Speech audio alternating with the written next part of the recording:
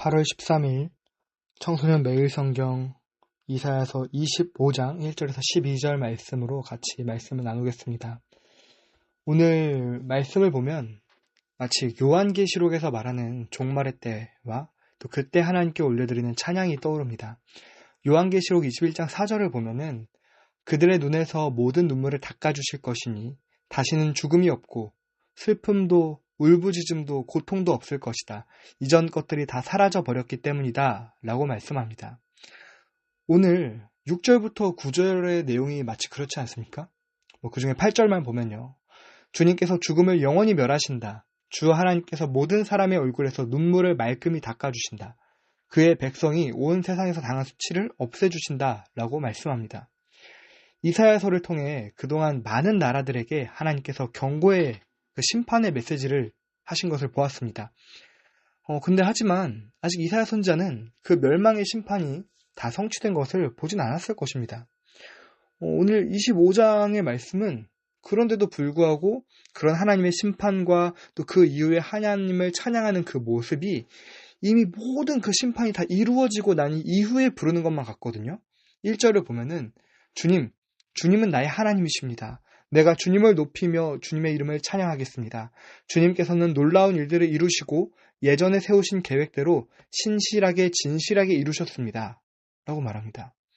어떤 사람들은 그래서 이런 걸 두고 이사야서가 일어날 일을 두고 쓴 예언서가 아니라 이미 이루어진 일을 두고 나중에 후대인들이 쓴 글이야 라고 말하기도 합니다.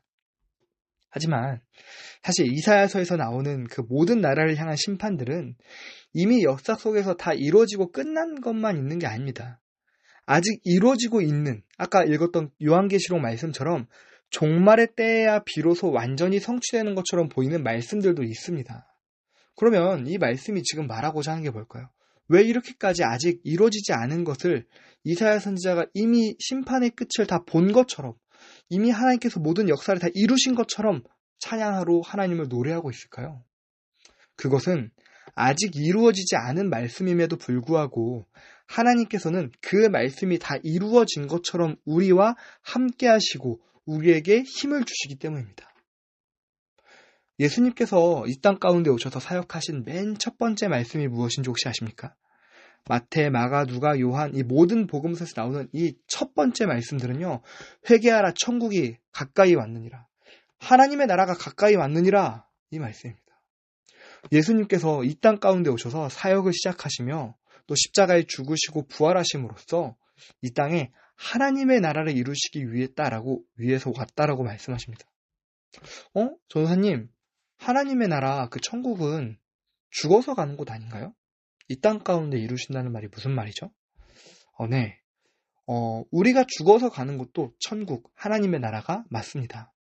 그런데 그 하나님의 나라는요, 단지 우리가 죽어서만 가는 곳이 아니라 이 땅 가운데 우리가 살아가고 있는 이 가운데 이미 하나님께서 우리에게 이뤄주시는 나라이기도 합니다. 무슨 말일까요? 만약에 여러분이 대한민국 여권을 가지고 어느 나라로 여행을 간다고 한번 생각해 보세요. 만약 우리나라가 아닌 어느 나라에 있다고 해서 여러분이 가지고 있는 대한민국 여권이 여러분이 대한민국 국민임을 보증하지 않는 것입니까? 보증하죠. 여러분이 만약에 미국이나 일본, 호주, 브라질, 필리핀 어느 나라에 있든지 간에 대한민국 시민으로서 국민으로서 받아야 할 마땅한 대우나 그 법적 보호를 받지 않는 게 아닙니다. 여러분이 어디를 가든지 대한민국 국민으로서 대한민국 시민권의 효력이 발휘됩니다. 마찬가지입니다. 빌립보서 3장 20절에도 이걸 말하고 있는데요. 우리의 시민권은 하늘에 있습니다. 라고 말합니다. 하나님의 나라는요. 우리가 죽어서 가는 곳이기도 하지만 이미 우리의 시민권이 하나님의 나라에 있기 때문에 우리가 이 땅을 살아가면서도 예수님이 이미 이뤄주신 하나님의 나라의 그 은혜와 영광이 우리가 살아가고 있는 이 땅 가운데 임하는 것입니다. 그래서 오늘 이사야 선지자가 아직 다 완전히 임하지 않은 하나님의 심판과 또 그 이후에 하나님이 받으실 만한 그 찬양을 지금 오늘 올려드렸던 것입니다. 우리도 마찬가지입니다. 지금 올려드릴 수 있는 것입니다. 정말 하나님께서 이루어주시는 그 기쁨으로 우리가 올려드릴 수 있는 것입니다. 말씀을 정리하겠습니다. 여러분 중에는 아마 오늘부터 계약인 친구도 있을 것이고 또 계약을 앞둔 친구들도 있을 것입니다. 여러분이 하나님과의 인격적인 교제를 걸어가기로 수련의 이유로 다짐했지만 그 이후로 매일매일 큐티를 하는 게 잘 안 되고 또 어느새 해도 숙제처럼 되어버린 친구들도 있을 것입니다. 그래서 여러분 중에는 이게 너무나 귀찮거나 또 이게 너무 죄스럽고 또 하나님과 또 혹시 전도사님에게 너무나 미안한 친구들도 있을 것입니다. 여러분, 괜찮습니다. 여러분의 그 마음 하나님께서 알고 있습니다. 하나님께서는요, 여러분의 그 어떠한 모습에도 여러분을 절대 포기하지 않으십니다. 여러분이 하나님의 손을 놓아버린 것만 같고 여러분이 하나님께 민망하고 죄스럽겠지만 여러분, 그래도 하나님이 여러분의 손을 놓지 않고 계십니다. 하나님은 여러분이 어떤 상황과 상태여도 여러분을 향한 하나님의 그 약속과 그 은혜와 그 사랑을 포기하지 않으십니다. 그리고 오늘 말씀에 이사야 선지자가 고백했던 것처럼 여러분을 구원하실 것입니다. 여러분이 의지할 만한 분이심을 고백하게 하실 것입니다. 다만 여러분, 하나님 앞에서 교만하지만 마십시오. 오늘 10절부터 12절까지의 말씀을 보면 모압을 하나님께서 심판하십니다. 모압은 이미 앞에서 봤었죠. 하나님의 도우심을 거절하고 교만하게 행동했던 이들입니다. 여러분, 우리는요, 우리의 힘으로 하나님을 사랑한다라고 말하지만 그 사랑은 우리 스스로 다 이룰 수 없는, 날마다 우리에게 하나님의 은혜와 사랑이 먼저 필요한 죄인들입니다. 오늘도 우리에게 하나님의 은혜가 필요하고 하나님의 도우심이 없으면 안 되는 죄인입니다. 그렇기 때문에 여러분, 나에게 하나님의 은혜와 하나님의 도우심이 필요함을 인정만 하십시오. 나에게 그 하나님의 은혜가 필요 없다라고 말하지만 마십시오. 내 힘으로 큐티하는 게 잘 안 됩니까?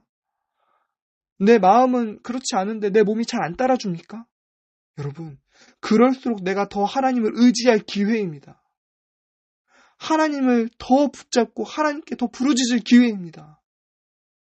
하나님은 여러분을 포기하지 않으십니다.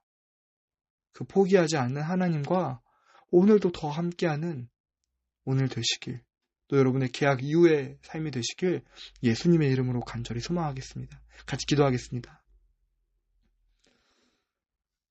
사랑의 하나님, 우리에게 하나님의 사랑을 더 부어주시옵소서.